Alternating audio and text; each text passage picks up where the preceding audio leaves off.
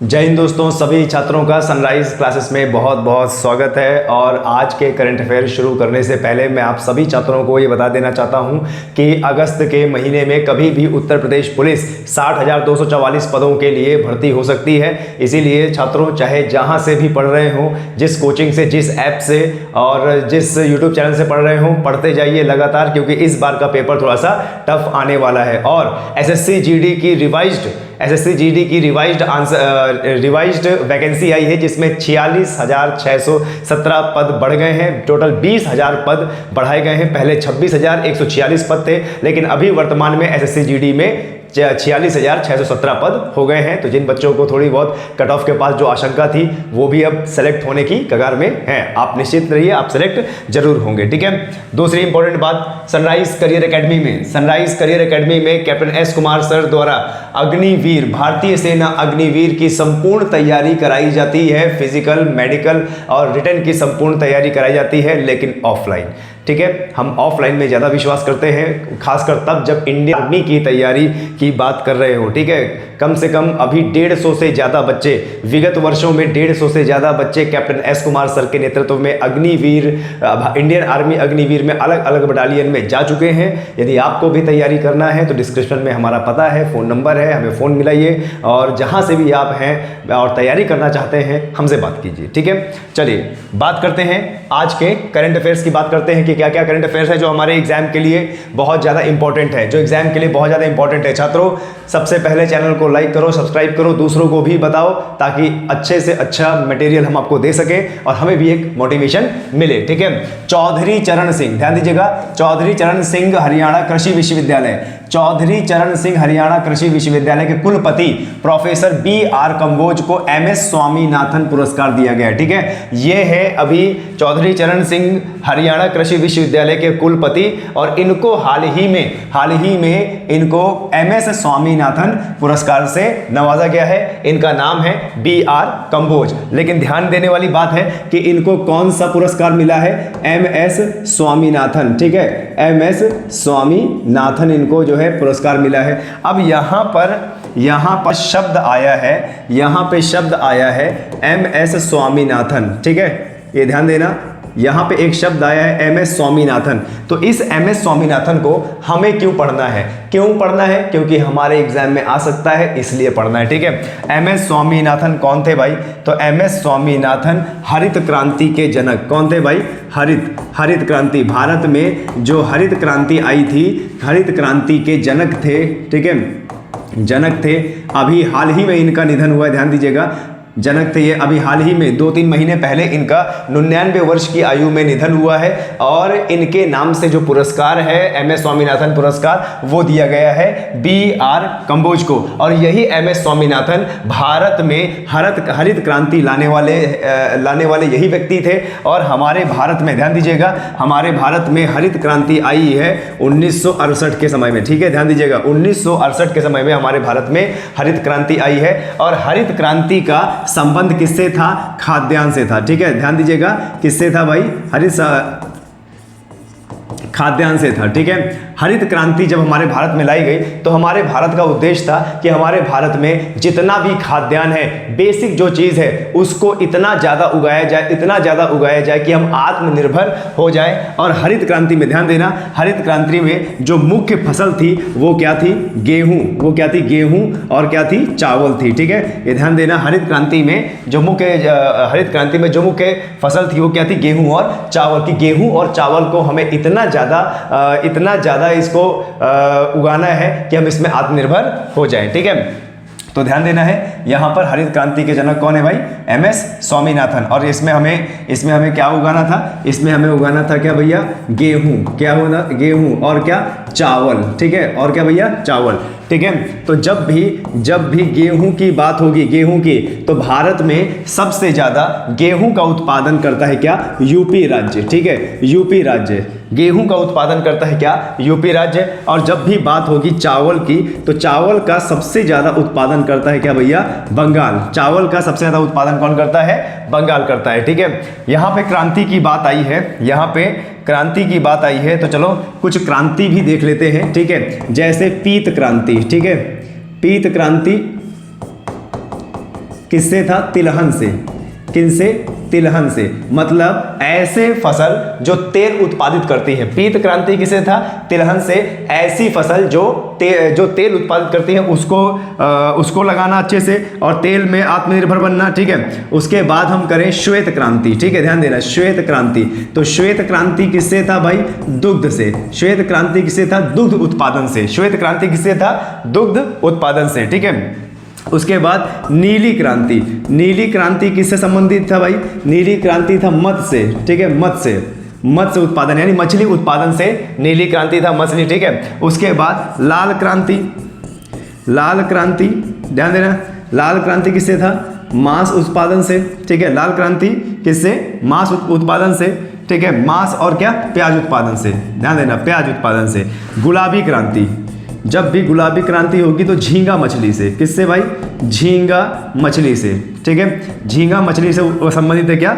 गुलाबी क्रांति, ठीक है। तो बहुत सारी क्रांति है, इसको आपको याद रखना है, काफी बार एग्जाम में जो है पूछ सकता है, ठीक है। रजत क्रांति। रजत क्रांति अंडा उत्पादन से, ठीक है, ध्यान देना, अंडा उत्पादन से क्या है भैया? उत्पादन से क्या है? रजत क्रांति। रजत क्रांति किससे संबंधित था? अंडा उत्पादन से। ये कई प्रकार की क्रांति होती है जो एग्जाम में बहुत अच्छे तरीके से पूछ लिया करता है, आपको आना चाहिए, ठीक है।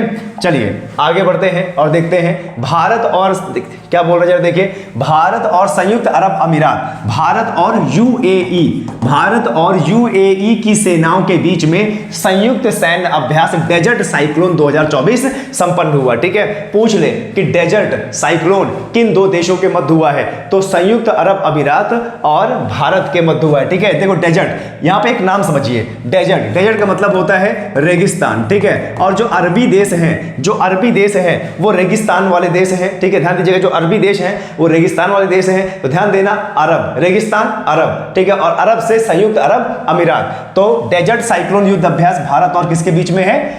संयुक्त अरब अमीरात के बीच में, ठीक है। चलिए और थोड़ा सा देख लेते हैं कौन कौन से युद्ध अभ्यास हमारे लिए बहुत ज्यादा इंपॉर्टेंट है। दोस्ती युद्ध अभ्यास, तो दोस्ती युद्ध अभ्यास भारत, मालदीव और श्रीलंका। दोस्ती युद्ध अभ्यास 3 देशों के बीच में होता है, भारत, मालदीव और क्या? श्रीलंका। मित्र शक्ति युद्ध अभ्यास भारत और श्रीलंका। समुद्र शक्ति युद्ध अभ्यास भारत और इंडोनेशिया। और एक्यूवीरियन, ठीक है, ध्यान देना, एक्यूवीरियन ये बहुत पूछता है एग्जाम में, भारत और मालदीव, ठीक है। नोमैडिक एलिफेंट, ये इस बार एग्जाम में आया था। नोमैडिक एलिफेंट किस 2 देशों के बीच में युद्ध अभ्यास है? भारत और क्या? मंगोलिया, ठीक है, भारत और क्या? मंगोलिया। हैंड इन हैंड युद्ध अभ्यास, हैंड इन हैंड युद्ध अभ्यास भारत और चाइना, ठीक है। युद्ध अभ्यास लिख के रखना है आपको, एक अलग जगह से नोट्स बनाइए, बहुत पूछता है एग्जाम में, ठीक है। चलिए आगे बढ़ते हैं। भारत का पहला पूर्ण लड़कियों वाला सैनिक स्कूल कहां खोला गया है? मथुरा के वृंदावन में खोला गया है, ठीक है, ध्यान दीजिएगा। भारत का पहला पूर्ण लड़कियों वाला सैनिक स्कूल वृंदावन में खोला गया है, ठीक है। तो ये देश का पहला ऐसा स्कूल है जहां पर पूर्ण रूप से इस सैनिक स्कूल में लड़कियां ही ट्रेनिंग करेंगी। और सैनिक स्कूल की खास बात यह होती है कि सैनिक स्कूल सीबीएसई बोर्ड से एफिलिएटेड होते हैं और ये डायरेक्टली कंट्रोल में रहते हैं, किसके? आर्मी में, ठीक है, डायरेक्टली आर्मी कंट्रोल में रहते हैं। आर्मी जैसा डिसिप्लिन होता है, बच्चों को आर्मी जैसी वर्दी दी जाती है ताकि आर्मी के महत्व को समझ सके। और इसकी खास बात यह होती है कि सैनिक स्कूल और आर्मी स्कूल और मिलिट्री स्कूल में पढ़ने वाला बच्चा डायरेक्टली जो है 11वीं 12वीं के बाद एनडीए निकाल के या सीडीएस निकाल के सीधे सेना ज्वाइन करता है, ठीक है। तो वर्तमान में पूरे देश में 33 सैनिक स्कूल हैं, ध्यान दीजिएगा। वर्तमान में पूरे देश भर में 33 सैनिक स्कूल हैं और देश भर में 5 मिलिट्री स्कूल हैं, 5 राष्ट्रीय मिलिट्री स्कूल है। हमारे पूरे भारत में 33 मिलिट्री स्कूल है और 33 सैनिक स्कूल है और 5 राष्ट्रीय मिलिट्री स्कूल है। और हमारे भारत का पहला कहां पे खुला है लड़कियों के लिए सैनिक स्कूल? वृंदावन में, ठीक है। अब यहां पे बात हुई है, देखिए, मथुरा की बात हुई है, तो ध्यान दीजिएगा। बकरी अनुसंधान केंद्र, ठीक है, बकरी अनुसंधान केंद्र कहां पे है? मथुरा में है, ठीक है, ध्यान दीजिएगा। बकरी अनुसंधान केंद्र कहां पे है? मथुरा में है। ये इस बार आरओ परीक्षा में पूछा गया एक प्रश्न है, ये आरओ परीक्षा में पूछा गया प्रश्न है। बकरी अनुसंधान केंद्र कहां है? मथुरा में, ठीक है। चलिए आगे बढ़ते हैं। मथुरा में 54.4 सेंटीमीटर वर्षा होती है। मथुरा में 54.4 सेंटीमीटर वर्षा होती है, जो पूरे यूपी में सबसे कम वर्षा है, ठीक है।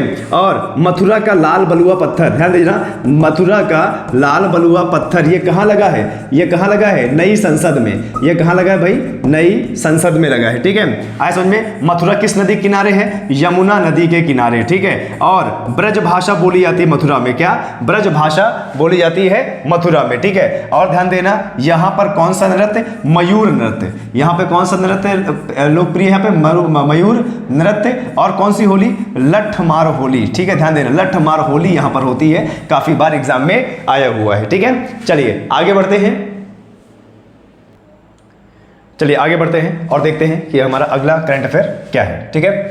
देखिए, प्राकृतिक आपदाओं से सावधान करने के लिए, प्राकृतिक आपदाओं से सावधान करने के लिए लखनऊ में खुला राहत वाणी केंद्र, ठीक है। ध्यान देना, हमारे उत्तर प्रदेश में खुला है राहत वाणी केंद्र। आपसे एग्जाम में यूपी जीके में, उत्तर प्रदेश पुलिस के यूपी जीके में या पूरे ऑल इंडिया लेवल के जीके लेवल में पूछ सकता है कि राहत वाणी केंद्र कहाँ खुला है, तो आपको बता दें ये खुला है यूपी में, और यूपी के कहाँ पर भैया, लखनऊ में, यूपी के कहाँ पे, लखनऊ में, ठीक है। प्राकृतिक आपदाओं से सावधान करने के लिए उत्तर प्रदेश पुलिस, उत्तर प्रदेश ने एक सिस्टम बनाया है जिसको बोला है राहत वाणी केंद्र, यानी जब भी कोई आपदा आने वाली होगी ये सिस्टम आपको पहले ही सूचित कर देगा कि ये आपदा आने वाली है। ये सिस्टम कहां खोला गया है, लखनऊ में। उत्तर प्रदेश सरकार ने विभिन्न प्रकार के प्राकृतिक एवं मानव निर्मित आपदाओं से होने वाली जान माल की हानि को रोकने के लिए राज्य की राजधानी में राहत वाणी केंद्र खोला है। तो ये एक चीज इंपॉर्टेंट हो गया।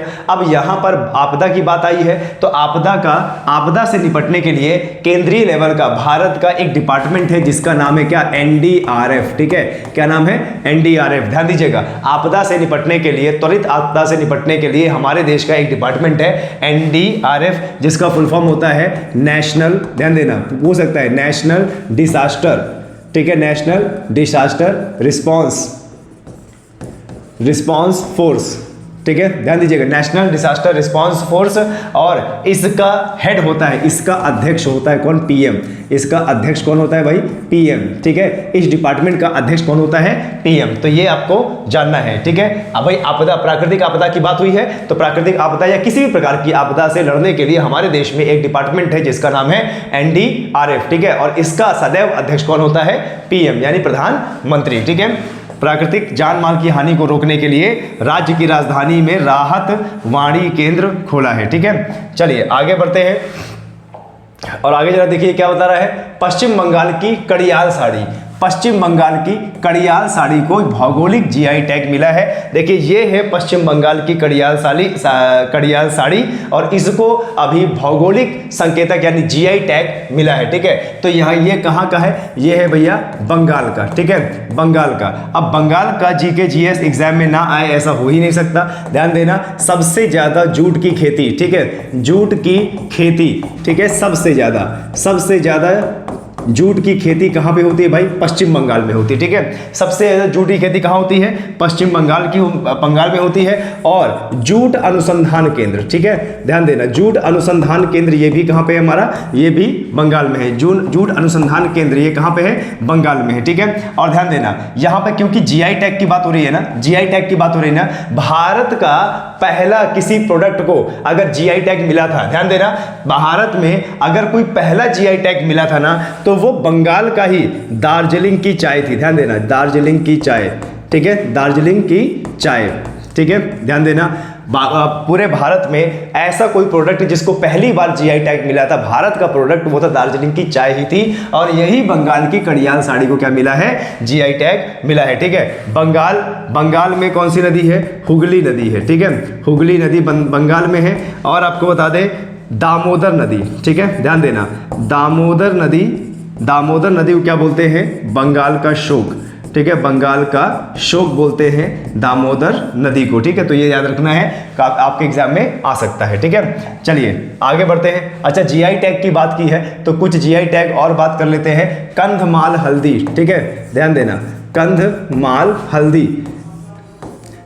हल्दी जीआई टैग ये कहाँ का है भैया, ये ओडिशा का है। ये कहाँ का है, ओडिशा का। और ओडिशा का अभी एक और याद रखना, ठीक है, लाल चींटी की चटनी, लाल चींटी की चटनी, ठीक है, ध्यान देना, लाल चींटियों की चटनी, इसलिए लाल कलर से लिखा है, देख लो, लाल चींटी की चटनी, इसको भी जीआई टैग मिला है। ठीक है, ध्यान देना, इसको भी जीआई टैग मिला है और विश्व के लोग कह रहे हैं कि इस लाल चींटी की चटनी को भी संरक्षण दिया जाए और इसका उत्पादन किया जाए और देश विदेशों में इसकी बिक्री की जाए ताकि इसके भौगोलिक महत्व को समझा जाए। तो लाल चींटी की चटनी, इसको जीआई टैग मिला है। ये भी कहाँ की है भैया? ये ओडिशा की है। ठीक है, ध्यान देना। ठीक है, चलिए बहुत बढ़िया, आगे बढ़ते हैं। असम राज्य में, ध्यान देना, ये असम है। असम राज्य में चंदूबी झील के किनारे चंदूबी महोत्सव मनाया गया। ठीक है, ध्यान देना, ये पूछ सकता है एग्जाम में कि चंदूबी झील कहाँ पे है, तो उत्तर होगा असम में। और चंदूबी महोत्सव कहाँ पे है, तो ये भी कहाँ पे है? असम में मनाया गया। ठीक है, चंदूबी महोत्सव असम की चंदूबी झील के किनारे मनाया जाता है, वहां के लोगों द्वारा मनाया जाता है ताकि वो इस झील के संरक्षण के महत्व को समझ सके। इस झील का पानी लगातार धीरे धीरे कम हो रहा है ताकि और इस झील की सुंदरता को बनाए रखने के लिए, इसकी गुणवत्ता को बनाए रखने के लिए और इसे संजो के रखने के लिए वहां के लोग हर साल ये 5 दिवसीय महोत्सव मनाते हैं जिसका नाम क्या है? चंदूबी महोत्सव। ठीक है, अब यहां पर महोत्सव की बात हुई है और असम की बात हुई है तो ध्यान देना, बिहू यहाँ का लोक नृत्य है। ठीक है, बिहू असम का, बिहू कहाँ का? असम का क्या है भैया? लोक नृत्य है। ठीक है, बिहू। ठीक है, और यहीं पर है कामाख्या मंदिर, यहीं पर क्या है? कामाख्या। ठीक है, कामाख्या मंदिर, ये एग्जाम में बहुत पूछता है। कामाख्या मंदिर कहाँ पे भैया? तो कामाख्या मंदिर असम में है और इसी कामाख्या मंदिर में लगता है अंबुबाची का मेला। ठीक है, क्या है? अंबुबाची का मेला, यही असम में लगता है, अंबुबाची का मेला। ठीक है, और आपको बता दें यहाँ पर असम में ब्रह्मपुत्र नदी बहती है। ठीक है, ब्रह्मपुत्र नदी बहती है और इसी नदी के बीचों बीच क्या है? माजुली द्वीप है। क्या भैया? माजुली द्वीप है। इस ब्रह्मपुत्र नदी के बीचों बीच क्या है? असम में माजुली द्वीप है जो विश्व का सबसे बड़ा नदीय द्वीप है। ठीक है, ध्यान देना, विश्व का सबसे बड़ा नदीय द्वीप। बहुत बार एग्जाम में पूछता है कि विश्व का सबसे बड़ा नदीय द्वीप कौन सा है, तो उत्तर क्या होगा? माजुली द्वीप। और यहीं पर है क्या? काजीरंगा राष्ट्रीय उद्यान। ठीक है, काजीरंगा राष्ट्रीय, ठीक है, काजीरंगा राष्ट्रीय उद्यान। और हमें क्यों पढ़ना है काजीरंगा राष्ट्रीय उद्यान? हमें इसलिए पढ़ना है काजीरंगा राष्ट्रीय उद्यान क्योंकि एक सींग का गैंडा, ध्यान देना, एक सींग का गैंडा, एक सींग का गैंडा यहीं पाया जाता है। ठीक है, आए समझ में? चलिए बढ़िया, आगे बढ़ते हैं और देखते हैं कौन कौन से हमारे करंट अफेयर हैं अभी। वो वार्षिक स्वच्छता, वार्षिक सन 2024 की बात करें, वार्षिक स्वच्छता स्वच्छ सर्वेक्षण में इंदौर और सूरत इस बार देश के सबसे स्वच्छ शहरों में से एक है। ठीक है, 2024 में बात करें तो इंदौर और सूरत हमारे भारत देश के सबसे स्वच्छ शहरों में से एक बन गए हैं। पहले तो इंदौर ही आता था लेकिन आज इंदौर के साथ साथ सूरत भी आ चुका है। ठीक है, भारत की राजधानी दिल्ली, भारत की राजधानी दिल्ली की बात करें तो दुनिया की सबसे प्रदूषित राजधानी है दिल्ली। ठीक है, हमारी राजधानी दिल्ली भारत की नहीं बल्कि दुनिया की सबसे प्रदूषित राजधानी है। ठीक है, यहाँ पर एयर क्वालिटी इंडेक्स बहुत ज्यादा खराब है। नवंबर के महीने में यहाँ का जो वातावरण है वो सांस लेने भी नहीं रहता। ठीक है, और जहां हम बात कर रहे हैं इंदौर की, इंदौर भारत का ही नहीं बल्कि एशिया का सबसे स्वच्छ शहर है। ठीक है, तो ये याद रखना है। ठीक है, अब यहाँ पे बात हुई है किसकी? यहाँ की बात हुई है इंदौर की, यहाँ की बात हुई इंदौर से कम 22 किलोमीटर दूर पश्चिम की ओर क्या है? महू है। इसको इंग्लिश में इसलिए लिख रहा हूँ क्योंकि एग्जाम में पूछा जाता है। ये जो महू है, महू का फुल फॉर्म क्या है? Military headquarter of war. ठीक है, मिलिट्री हेडक्वार्टर ऑफ क्या है? वॉर। एग्जाम में पूछा जाता है। इंदौर से 22 किलोमीटर पश्चिम की ओर क्या है? महू है और इसका फुल फॉर्म क्या है? Military headquarter of war. Asia का सबसे बड़ा इन्फेंट्री ट्रेनिंग सेंटर यही है, एशिया का सबसे बड़ा इन्फेंट्री ट्रेनिंग सेंटर यही है। और महू को इसलिए पढ़ना है क्योंकि बाबा भीमराव अंबेडकर, ठीक है, बाबा अंबेडकर का जन्म स्थली है ये। ठीक है, अंबेडकर, बाबा अंबेडकर जो हमारे संविधान निर्माता थे, ध्यान देना, जो हमारे संविधान के जनक थे, उनकी जन्म स्थली है कहाँ पे? महू में। ठीक है, कहाँ पे? महू में। और महू में को हमें इसलिए पढ़ना है कि महू की जनापाव पहाड़ी, ठीक है, ध्यान देना, महू की जनापाव की पहाड़ी, महू की जनापाव की पहाड़ी, यहां से कौन सी नदी निकलती है? चंबल नदी। कौन सी नदी? चंबल नदी। और चंबल नदी क्यों पढ़ना है हमें? क्योंकि यह बीहड़ का निर्माण करती है। किसका? बीहड़ का निर्माण करती है चंबल नदी। और चंबल नदी कितने राज्यों से जाती है? 3 राज्यों से। और चंबल राष्ट्रीय उद्यान यही है। ठीक है, ध्यान देना। और यह चंबल नदी किसकी सहायक नदी है? यमुना की। ध्यान देना, यमुना की सहायक नदी है क्या, चंबल। ठीक है, चलिए आगे बढ़ते हैं और देखते हैं दिव्य कीर्ति सिंह। दिव्य कीर्ति सिंह, ये जो महिला है इनका नाम है दिव्य कीर्ति सिंह और यह घुड़सवारी में अर्जुन पुरस्कार जीतने वाली भारत की पहली महिला बन गई है। यह भारत की अर्जुन पुरस्कार पाने वाली पहली महिला बन गई है, ये आपको याद रखना है। ठीक है, भारत की ऐसी वह कौन महिला है, वह कौन सी महिला है जिसने अभी अर्जुन पुरस्कार जीता है, तो वो है दिव्य कीर्ति सिंह और इनका खेल संबंध है किससे, घुड़सवारी से। तो ये याद रखना है, ये आपके एग्जाम में आ सकता है। ठीक है, चलिए आगे बढ़ते हैं, चलिए आगे बढ़ते हैं और देखते हैं अभी क्या हमारा करंट अफेयर है। भारत का पहला केंद्र वित्त पोषित, ध्यान देना, भारत का पहला केंद्र वित्त पोषित गाय अभ्यारण्य उत्तर प्रदेश के मुजफ्फरनगर जिले में बनने जा रहा है। ठीक है, ध्यान दीजिएगा, अब गायों के लिए भी अभ्यारण्य बनाया जा रहा है ताकि गायों की भी सुरक्षा की जाए और उनको भी जो दिक्कत होती है, जैसे कई सारी गाय होती है जो देख रेख के लिए कोई नहीं होता है और बीमार हो जाती है, मर जाती है, तो गाय के लिए भी अब वित्त पोषित, केंद्र वित्त पोषित अभ्यारण्य बनाया जा रहा है। कहाँ पे, ध्यान देना, मुजफ्फरनगर में। ठीक है, और यह भारत का पहला गाय का अभ्यारण्य है। ठीक है, तो ये हमारी यूपी जीके के लिए भी इंपॉर्टेंट हो गया, ध्यान दीजिएगा यूपी जीके का, कि भारत का पहला केंद्र वित्त पोषित गाय का अभ्यारण्य कहाँ बनने जा रहा है, हमारे उत्तर प्रदेश के मुजफ्फरनगर जिले में। ठीक है, अब देखिए यहाँ पर उत्तर प्रदेश की बात हुई है तो ध्यान देना, देश का 53वां, ठीक है, ध्यान देना, देश का 53वां बाघ रिजर्व, ठीक है, ये बाघ अभ्यारण्य, बाघ रिजर्व कहाँ पे भैया, कौन सा है भैया, कौन सा है, रानीपुर टाइगर रिजर्व। कौन सा है, रानीपुर टाइगर रिजर्व। ठीक है, और ये कहाँ पे है, यह उत्तर प्रदेश के चित्रकूट डिस्ट्रिक्ट में। ठीक है, ये कहाँ पे है, उत्तर प्रदेश के चित्रकूट डिस्ट्रिक्ट में। ठीक है, देश का 53वां बाघ रिजर्व। ठीक है, और कमेंट में मुझे बताइए देश का 54वां, ठीक है, कमेंट में मुझे बताइए देश का 54वां बाघ रिजर्व का नाम क्या है। मैं आपको एक चीज बता देता हूं कि ये कहां पे है, ये मध्य प्रदेश में है। ठीक है, ये हिंट दे देता हूं, ये मध्य प्रदेश में है और ये मध्य प्रदेश का 7वां टाइगर रिजर्व है। ध्यान देना, मध्य प्रदेश का 7वां टाइगर रिजर्व है। ठीक है, ध्यान देना। तो देश का 53वां कौन सा है, बाघ रिजर्व कौन सा है, रानीपुर टाइगर रिजर्व जो कि चित्रकूट में है, और देश का 54वां कौन सा है, नाम आपको बताना है कमेंट सेक्शन में। ठीक है, ध्यान दीजिएगा, कमेंट सेक्शन में नाम बताइए, हिंट दे रहा हूं ये कहां पे है, मध्य प्रदेश में है और मध्य प्रदेश का ये 7वां टाइगर रिजर्व है। ठीक है, और जब भी बात होगी यूपी की तो यूपी के अमरोहा का ढोलक, ठीक है, ध्यान देना, यूपी के अमरोहा के ढोलक को जीआई टैग दिया गया है। ठीक है, चलिए आगे बढ़ते हैं और हम यूपी की बात करें तो देखिए क्या मैंने बताया अभी, अमरोहा का ढोलक, यूपी का अमरोहा का क्या भैया, ढोलक, इसको क्या मिला है, इसको जीआई टैग मिला है। और आपको बता दें महोबा का गोरा पत्थर, ठीक है, महोबा का गोरा पत्थर, इसको क्या मिला है, जीआई टैग मिला है। और बांदा का सजर